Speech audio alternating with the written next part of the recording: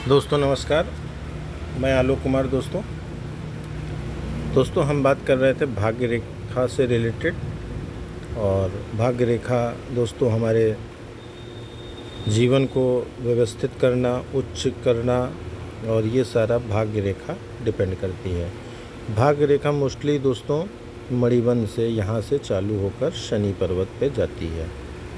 इसको हम लोग भाग्य रेखा बोलते हैं। ये वाली लाइन को हम लोग भाग्य रेखा बोलते हैं। जिस किसी भी जातक की दोस्तों भाग्य रेखा अगर आके हृदय लाइन पे रुक जाए, दोस्तों ये हमारी हृदय लाइन होती है।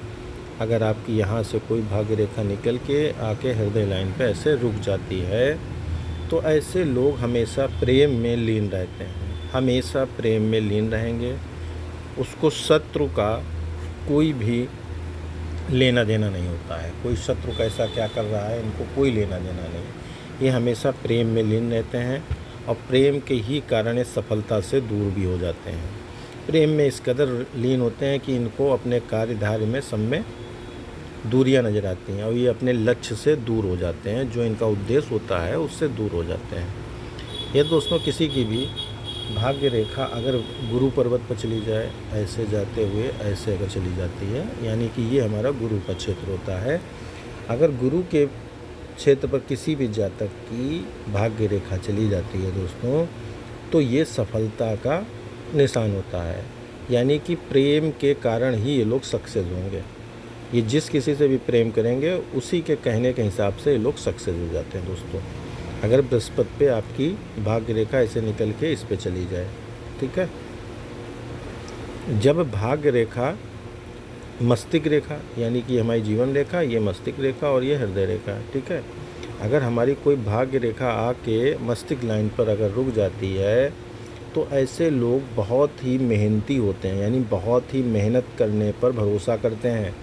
इनके पास सफलताएं बहुत मिलेंगी, प्रतिभा इनके पास अनंत होती हैं। कई क्षेत्र में इनको अच्छा काम, वर्कआउट, इन लोगों को नॉलेज होता है।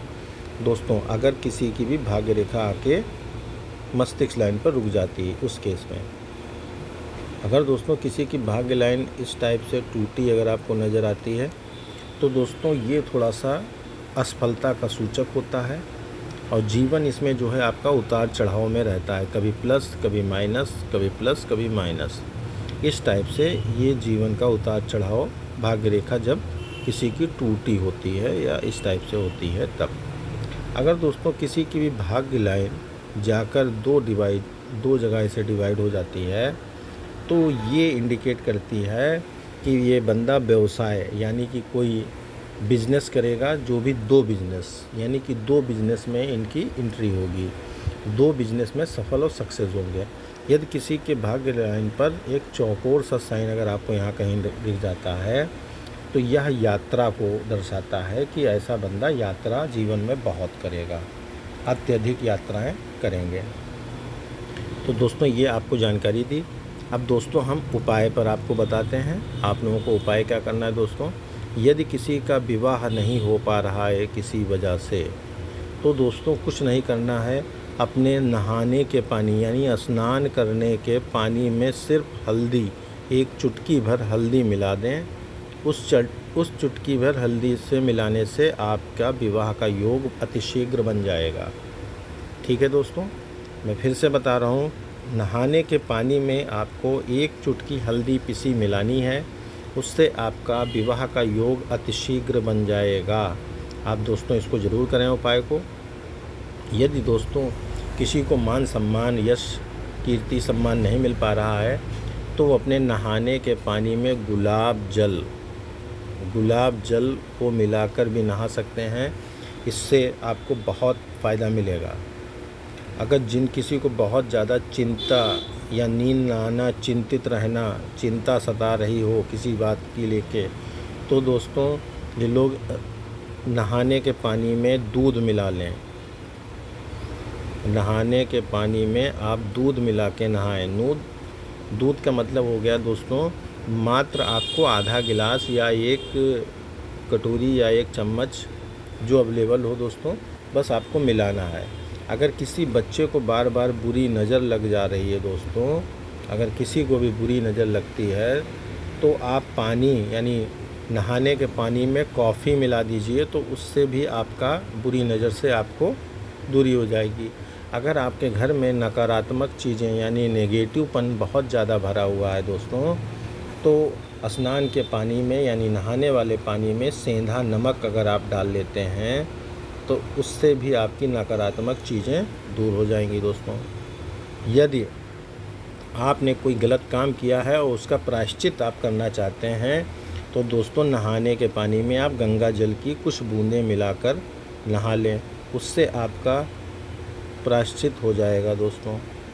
अगर आप कोई दांत में दर्द हो रहा है या दांत से रिलेटेड कोई भी दिक्कत है दोस्तों, तो आप फिटकरी को पीस लें, उस पानी से नहाएं और उससे कुल्ला कर लेते हैं तो आपका ये भी सही हो जाएगा दांत से रिलेटेड।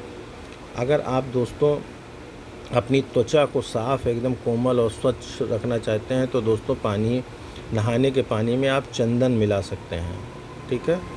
चंदन मिला के नहाएंगे तो आपकी त्वचा बहुत सॉफ्ट और अच्छी हो जाएगी दोस्तों।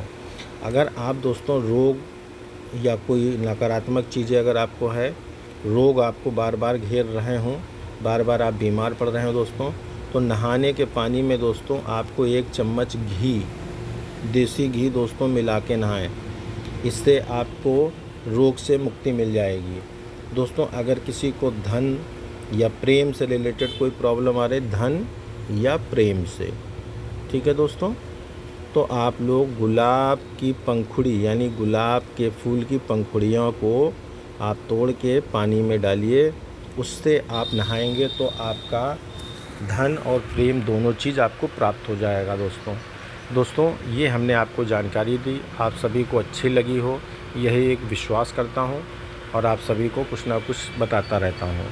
आप सभी का बहुत बहुत धन्यवाद दोस्तों। अगर आप लोगों में से कोई लोग भी पाम रीडिंग यानी हाथ की रीडिंग करानी हो तो दोस्तों इस नंबर पर संपर्क करें 97 95, ठीक है, 32 45 70। हमारी फ़ीस बहुत ही नॉर्मल है दोस्तों। आप इस नंबर पर यानी इस व्हाट्सएप नंबर पर आप संपर्क करेंगे तभी हम आपका देख पाएंगे। दोनों हाथ की आप 4-4 5-5 फ़ोटो भेजेंगे तो हम आपके बारे में बता पाएंगे दोस्तों। और दोस्तों ये उपाय जो बताए हैं दोस्तों, ये उपायों को आप लोग बड़ा विश्वास के साथ करिए, आपको 100% प्रभु राम की दुआ से आपको बहुत फ़ायदा करेगा। आप सभी का कल्याण हो, प्रभु राम आपके साथ हैं, राम जी आप सभी का कल्याण करें। आप सभी को बहुत बहुत धन्यवाद।